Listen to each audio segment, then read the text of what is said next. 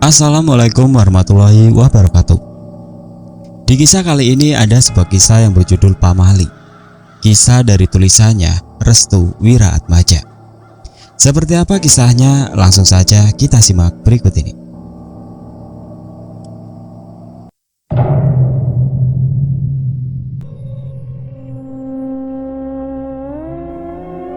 Kisah seorang anak yang diteror oleh korban bunuh diri akibat melanggar pamali. Cirebon 2005. Halo, namaku Rara. Aku merupakan anak yang tengil dan juga kepoan. Kebetulan, aku suka sekali mengikuti ayah untuk takziah jika ada warga yang meninggal dunia. Ayah pernah bilang bahwa setelah kita takziah, jangan lupa untuk mandi, karena bisa jadi sawangnya masih nempel. Maksud sawangnya masih nempel adalah sesuatu yang menempel kepada kita jika kita tidak mandi setelah bertakziah. Umurku saat itu masih 6 tahunan. Aku sendiri masih belum tahu apapun tentang dunia gaib atau hal yang berkaitan dengan gaib. Namun setelah kejadian di mana aku bisa melihat dengan jelas, ayahku menyebut dengan pamali. Rah, ikut ayah takziah yuk. Di mana, Pak? Di TPU. Sebenarnya niat ayah baik untuk penguat karakter dan pengembangan keberanian, juga sebagai pengingat terhadap Tuhan. Namun di usiaku yang masih kecil, ayah lupa bahwa hijab antara duniaku dengan dunia gaib lebih mudah terbuka. Saat aku diajak oleh ayah untuk menuju TPU, aku melihat keluarga korban yang meninggal sangat terpukul dan menyesal. Beberapa orang saling berbisik-bisik mengenai kematian pemuda yang tertutup. Dia bernama Cucun. Cucun merupakan pemuda yang berawakan tinggi, putih dan kurus. Rambutnya keribu, juga memiliki tai lalat di sebelah kanannya. Dia merupakan pemuda yang tertutup semenjak kedua orang tuanya meninggalkannya. Cucun hidup sendiri tanpa seorang teman. Dia hidup dalam kesendirian dan kehampaan, hingga akhirnya kesendiriannya lah yang membuat dia memutuskan untuk bunuh diri. Cucun ditemukan di kamar mandi dalam keadaan lidah menjulur keluar, lehernya terikat tali tambang, dan matanya melotot tajam ke arah langit-langit kamar mandi. Banyak pertanyaan yang tidak terungkap dari kematian Cucun. Ayah sengaja mengajakku untuk lebih melatih keberanianku dalam menghadapi kematian suatu saat nanti. Namun hal itu hanya sia-sia. Setelah prosesi penguburan selesai, aku lupa untuk mandi. Orang sini menyebutnya sebagai pamali, atau ketidakbolehan ketika kita bertakziah atau mengantarkan orang meninggal namun kita tidak mandi. Nanti ada sawang yang nempel. Rah, jangan lupa mandi dulu, ucap ayah. Aku hanya mengangguk. Dalam hati, apa fungsinya mandi setelah mengantarkan orang yang sudah meninggal? Aku tidak melaksanakan perintah ayah. Aku langsung bermain dan hanya menggantinya dengan raup atau membasuh muka 3 kali. Tepat di sore harinya, pada malam Jumat Kliwon, aku dan teman-teman bermain di rumah kosong dekat rumah. Awalnya kami mengira tempat itu tidak ada penunggunya. Namun setelah sepulang dari tempat itu, tubuhku ketempelan sosok makhluk mengerikan yang pernah aku lihat. Ketika aku ingin mandi, sosok itu ternyata mengikuti dari belakang dengan tubuh menunduk. Karena sebelum mandi aku selalu buang air besar, rutinitas itu aku lakukan. Namun ketika aku melihat bahwa WC-ku, yang terlihat adalah gumpalan rambut hitam yang sangat panjang. Ketika aku melihat ke belakang, betapa terkejutnya yang kulihat adalah kuntilanak dengan wajah tertutup rambut.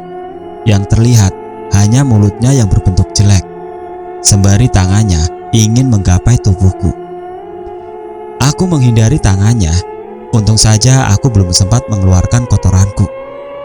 Aku langsung keluar dan berteriak sekencang-kencangnya.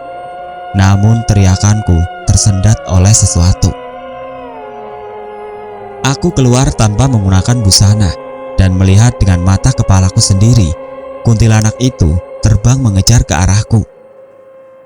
Aku pasrah dan hanya terdiam. Ketika aku membalikan arah ke depan, aku menabrak ibu yang sedang membawa handuk. Ibu heran, mengapa aku berlari-lari tanpa busana. Aku bilang, "Ada kuntilanak di kamar mandi." Anehnya, ibu tetap saja tidak percaya. Sebagai gantinya, ibu mengantarkanku hingga ke kamar mandi. Aku melihat kuntilanak itu sedang duduk di atap sambil memainkan kakinya. Aku menangis histeris, namun ibu tidak memperdulikannya. Semenjak itu, bukan hanya satu kejadian aneh yang aku rasakan ketika melanggar pamali ini, tapi sangat banyak. Itu awal aku terkena tulah dari pamali. Selanjutnya adalah ketika aku sedang bermain petak umpet. Saat itu, aku sengaja bersembunyi di gang sempit. Sangat kebetulan sekali, ternyata aku bersembunyi di belakang rumah Cucun. Aku rasa itu adalah tempat terbaik untuk bersembunyi karena tempatnya yang gelap dan tidak ada orang yang lewat. Tapi aku lupa bahwa Cucun baru saja meninggal dunia beberapa hari yang lalu. Dan kalian tahu apa yang terjadi?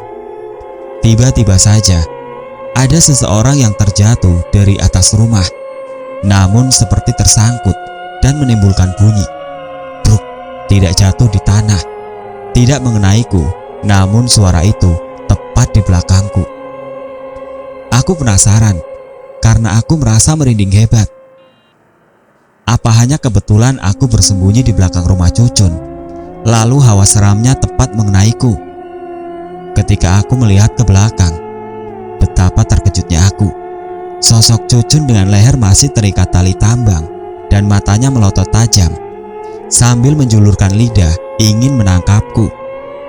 Aku berlari sambil berteriak, namun anehnya, gerakanku seperti melambat.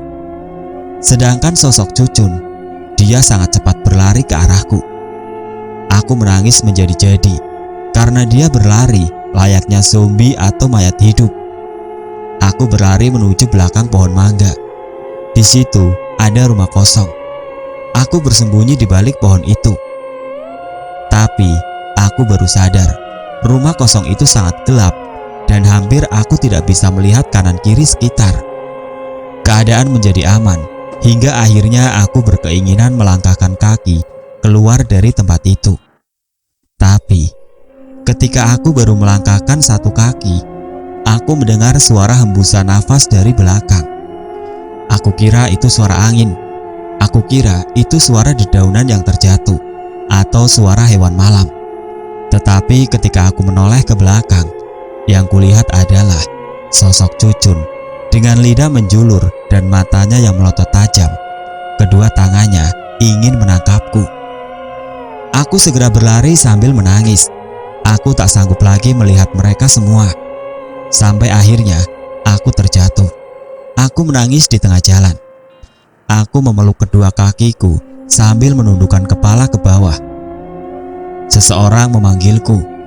Ra, kamu kenapa?" Aku tak mau mengangkat kepalaku. Aku tak mau. Aku takut sekali. Namun aku memberanikan diri karena aku kenal dengan suara sautan itu. Ketika aku mengangkat kepalaku dan menatapnya, ternyata itu adalah Fatmah, teman tetangga rumah. Aku memeluk Fatmah dengan erat. Aku yakin dia sangat mengkhawatirkanku. Tapi tunggu, mengapa bajunya lusuh dan rambutnya agak kusut? Sejak kapan Fatmah sekotor ini? Ketika aku melepaskan pelukannya, betapa terkejutnya aku. Fatmah berubah menjadi sosok menyeramkan yang menggangguku di kamar mandi. Aku mundur ke belakang, namun sosok itu terus-menerus mengucapkan namaku. Ra, ini saya Fatmah, teman kamu." "Bukan, kamu bukan Fatmah," teriakku. Tiba-tiba teman-temanku berdatangan. Mereka melihatku dengan kondisi yang sangat memprihatinkan. "Fatmah, Rara kenapa, Ce?" tanya Linda. "Tidak tahu, sepertinya Rara kesambet. Bawa pulang yuk." Aku hanya teringat ketika aku dibawa pulang ke rumah karena teman-temanku juga masih kecil-kecil.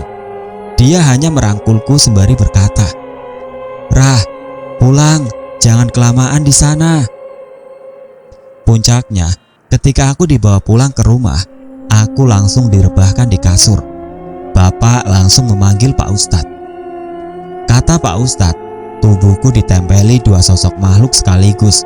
Satu si Cucun dan satunya kuntilanak penunggu rumah kosong. Mereka berdua menyukai tubuhku. Cara yang efektif menurut Pak Ustadz adalah menutup mata batinku dan mengusir kedua sosok makhluk itu. Alhasil, semua berjalan dengan lancar. Aku tidak pernah melihat mereka lagi. Tapi menurut Pak Ustadz, mereka berdua akan datang kembali dengan tujuan yang berbeda. Bapakku tak tahu apa maksudnya dan apa tujuan kedua makhluk itu menempeliku.